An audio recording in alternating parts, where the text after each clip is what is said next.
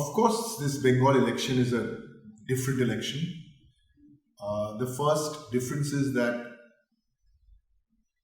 let's be very frank, Mamata Banerjee is the last lady standing. There is this machine, Modi Shah, infinity money, infinity pressure on the media to intimidate them. This crazy long election schedule where for the first time since independence, one city has two phases of voting. Calcutta, for example. North Calcutta will vote on one day, South Calcutta will vote on one day. Some districts have been broken up into three. Completely bizarre.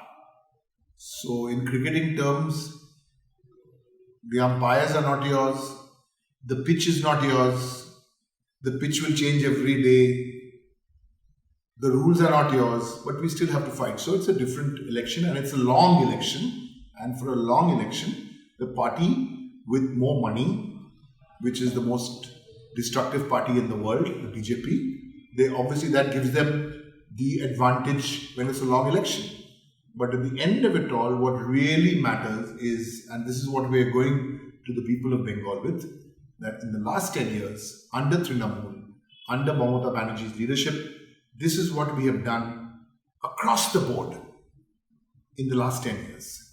And this is what the Modi Shah government have done at the center. They've made promises and they haven't kept any of these promises. So that's the choice.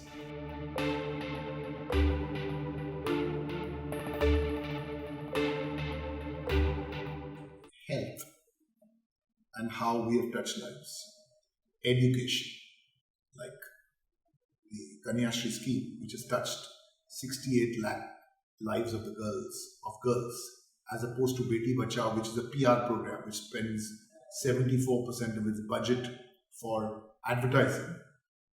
So there are so many such schemes. I can go on for 30 minutes and give you all the schemes. From the time you are born right till death, there is some scheme or the other. So this kind of developments, schemes, social sector schemes. Then if you look at parameters, look at infrastructure. One example, roads. Bengal #1 in rural roads because we build more rural roads than anywhere else. Then you come to,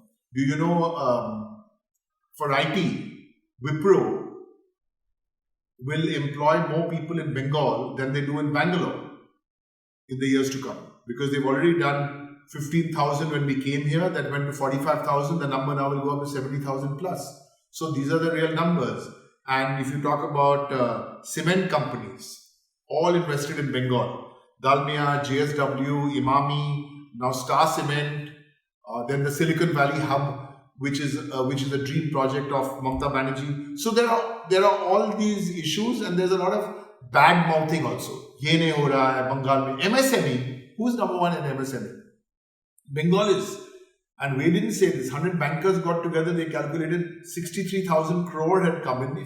If you extrapolate that into labor, that's 23 lakh people in the workforce. During the pandemic, unemployment rate in Bengal went down by 40%.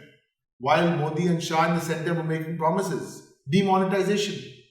Who was the first person to speak up against demonetization? The Prime Minister said in 50 days he'll fix it all. Complete disaster. Mamata Banerjee said withdraw this draconian decision. So there are so many reasons, but basically is what we have done in the last 10 years and what have Modi and Shah promised in the last 7 years. They keep making promises and they don't deliver. Then of course there's the understanding of Bengal. Who understands Bengal? Who is the Chief Minister candidate of the BJP? Which BJP? BJP A, BJP B, BJP C. A, old BJP. B, 5-year-old BJP in Bengal, and C, the Trinamool C team BJP, which has now become the BJP C team. So, which are the BJPs? We have one leader, as I speak with you today, she is the Chief Minister candidate, and all candidates have been announced. BJP are huffing and puffing.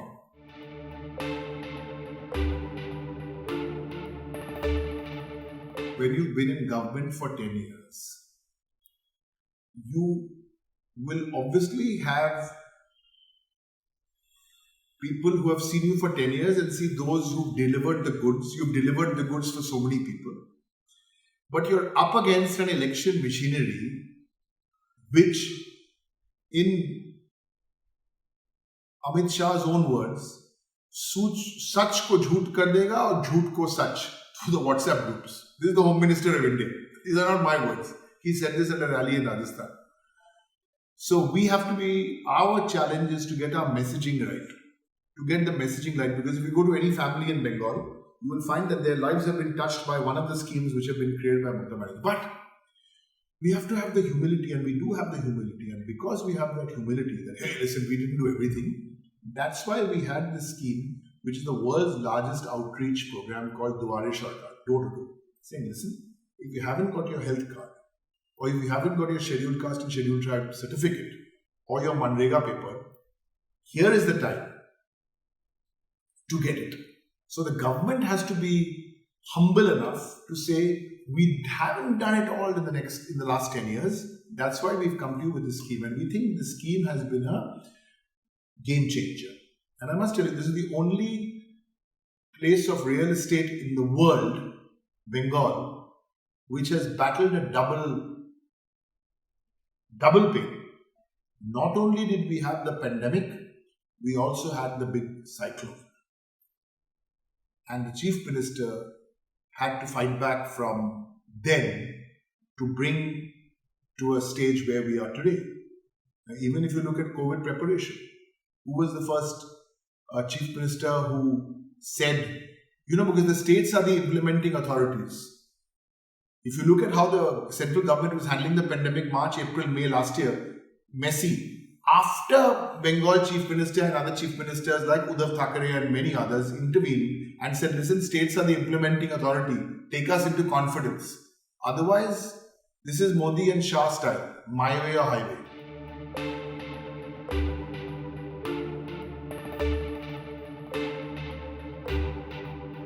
So, to answer your question, the first 10 years of governance. Actually, I would not even call it 10 years because the first 1 year, new Chief Minister in Bengal, and the last 1 year was COVID. So, actually about 8 years of governance. But what is the progress the state has made? Which is India's #1 state for MSME? It's Bengal. Which is India's #1 state for construction of rural housing? It's Bengal. Which is India's #1 state for rural roads? It's Bengal. Which is India's #1 state for ease of doing business? It's Bengal. Which is India's #1 state for skill development? It's for Bengal. And Manrega is Bengal. Now, these are not Trinamool Parliament or Trinamool spokesperson saying this. This is the progress which has been made. Plus, you look at the Jungle Mahal, 450 deaths at that time. Now, how many deaths for Maoist killings? Thankfully, 0. Have we been perfect? Have we solved everybody's problems? Of course not. But Mamata Banerjee, now as we see these opinion polls and all going on, which we see on television channels, from what I see in our own internal, with an approval rating of 55%, that's a seriously good approval rating for any two-term Chief Minister. She's all set to be a third-time Chief Minister. And this is beyond all this. Because I think this is an election. Once and for all, we need to decide what is the interpretation of the Constitution of India. Is it the Constitution of India as interpreted by our founding mothers and founding fathers in 1950? Or is this the BJP's Modi Shah's interpretation of the Constitution of India? That's what we are fighting for institutions like Parliament and the independence of the judiciary and the RBI and the other agencies. This is the big fight. The interpretation of the Constitution. Pakistan was Pakistan. We are not Pakistan. We are India. We made that choice in 1950. And the ideologues of the BJP, the Savarkars and the Govalkars, they had a different idea of India.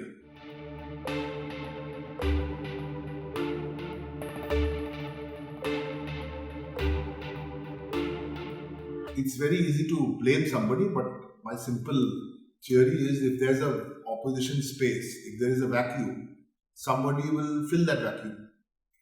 BJP There was a space. Trinamool Congress 45, 47, 48% of the vote. We can't get 60% of the vote. So obviously 50% of the vote is for the opposition. So anyone who was studying the history of modern Bengal will see how the BAM is the Bangla word for left, became Ram. They started voting and they were so now the last time I heard that the Congress and the left between them got 13% of the vote. So now you can't blame the Trinamool for the rise of A, B or C. There was a space. This divisive, dangerous, destructive political party has tried to occupy the space. But let me say it, I mean, there's no doubt about it that the principal opposition party in Bengal will not be the left or the Congress. It will be the BJP. That's the reality.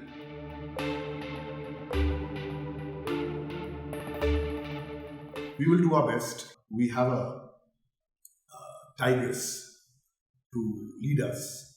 And she told me something last week which completely made my hair stand. They said they wanted a dead tiger. But instead they've got now an injured tiger. And I'm more dangerous.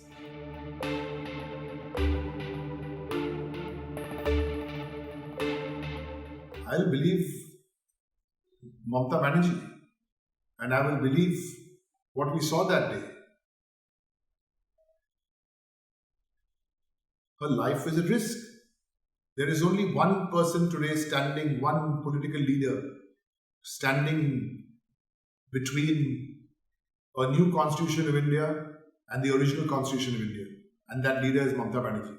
Finish her off before the elections and then you have a green channel. What do you call it? Green tunnel. This is a very serious issue. Who is in charge of the police? It was an election-related issue. So it's very, very clear. The election commission we went to and we said it's a complete breakdown. She's a Z category protectee. She's a chief minister. Oh yes, India's only woman chief minister. It doesn't make any difference whether woman or man. India's chief minister. And now they've transferred two of the police officers. They've gone and transferred the DG of police one day on the morning of the incident. See, what have we done now in Trinamool? We want a neutral playing field for an election. That's all we ask for.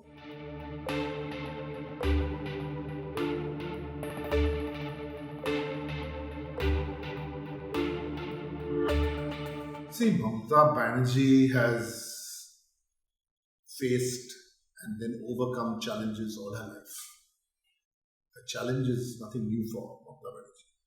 So the challenges, even before the communists came along, the biggest challenge she had was within the leadership of the Congress party, where she had to fight because she believed that to take the communists on in Bengal, she had to be free of any tie-up with the communists. And all what she did was right. And I'd ask your viewers, can you tell me one political person who's left the Congress party and then been a chief minister, but otherwise on her own? Otherwise, when you leave the Congress party, what happens? You either get subsumed back into the Congress party later, or you join some other political party, or you walk away into the sunset of your political life. Mamata Banerjee is only one. With all due respect, even Sharad Pawar ji has a coalition now with Congress. The great, may his soul rest in peace, Pranab Mukherjee, sir, he formed his own party and nothing happened. They all lost the security deposit. Who else? You name anybody. Mr. Chidambaram, Sharad Pawar ji, anybody. One person has done one term. That is the Chief Minister of Telangana after leaving the Congress. This is the history of, she's going to be, after leaving the Congress, third time Chief Minister in waiting. Only Mamata Banerjee. We have to understand modern Indian history to give credit where it is due. So when the Prime Minister of a country comes and makes a mocking speech about the Chief Minister of Bengal and says her scooty will fall off, she'll fall off her scooty in Nandigram on the 7th of March. Then on the 8th of March, the state president of the Bharatiya Janata Party puts out a cartoon on Facebook showing this lady, Chief Minister, flat on the ground after an accident in Nandigram. That's on the 8th of March. Then on the 9th of March morning, the DG of police is transferred.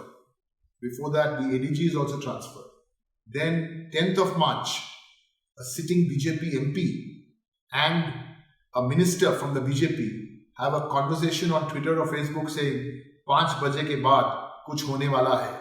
At 6:15, no police there, no security, and that door of the car is jammed by 4 or 5 people and she's hurt.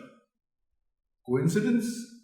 Or as they say in the Bond movies, enemy action.